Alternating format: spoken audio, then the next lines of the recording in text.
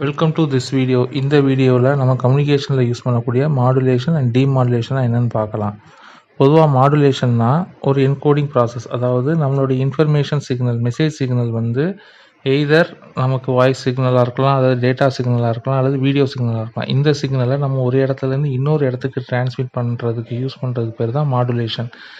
பொதுவாக நம்ம இருக்கக்கூடிய இன்ஃபர்மேஷன் சிக்னல் வந்து எப்படி இருக்கும் அப்படின்னா லோ ஃப்ரீக்வன்சியாக இருக்கும். ஸோ அந்த லோ ஃப்ரீக்வன்சியை வந்து நம்ம ஒரு இடத்துலேருந்து இன்னொரு இடத்துக்கு டிரான்ஸ்மிட் பண்ண முடியாது. அப்படிங்கிறதுக்காக தான் நம்ம கேரியர் ஹை ஃப்ரீக்வன்சியான ஒரு கேரியர் சிக்னலோட அதை வந்து இம்போஸ் பண்ணுவோம்.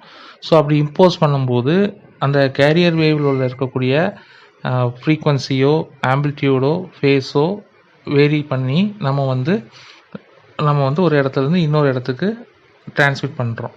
ஸோ இப்படி பண்ணுறதுக்கு பேர் தான் மாடுலேஷன் சொல்லுவோம். இது டீமாடுலேஷன் அப்படின்னா என்னென்னா, வரக்கூடிய இன்ஃபர்மேஷன், அதாவது நம்ம டிரான்ஸ்மிட் பண்ணுறது வந்து டிரான்ஸ்மிட்டர் சைடில் மாடுலேஷன் பண்ணிவிட்டு அந்த நம்ம ஏர் மூலிமா அது வந்து பாஸ் ஆகும். ஸோ அந்த பாஸ் ஆகக்கூடிய சிக்னலை ரிசீவரில் கெட் பண்ணி அந்த இடத்துல நம்ம டீமாடுலேஷன் பண்ணுறோம்.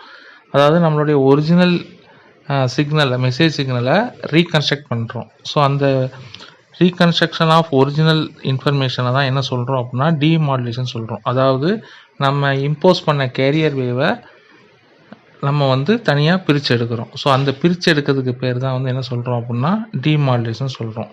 ஸோ இது வந்து ஒரு சிம்பிள் பிளாக் டயக்ராம். நான் சொன்ன இன்ஃபர்மேஷன் சிக்னல், மெசேஜ் சிக்னல் தான் பேஸ் பேண்ட் சிக்னல்.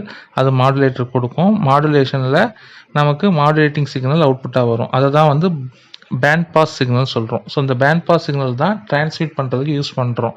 அதாவது நம்ம இம்போஸ் பண்ண இன்ஃபர்மேஷன் சிக்னலையும் கேரியர் சிக்னலையும் சேர்த்து நம்ம அனுப்புகிறோம். ஸோ அனுப்பும்போது தான் நமக்கு டீமாடுலேஷன் சைடில் ரிசீவ் பண்ணுறோம்.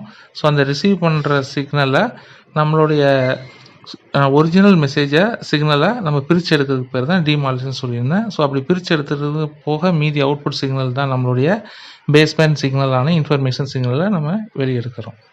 Okay, thank you.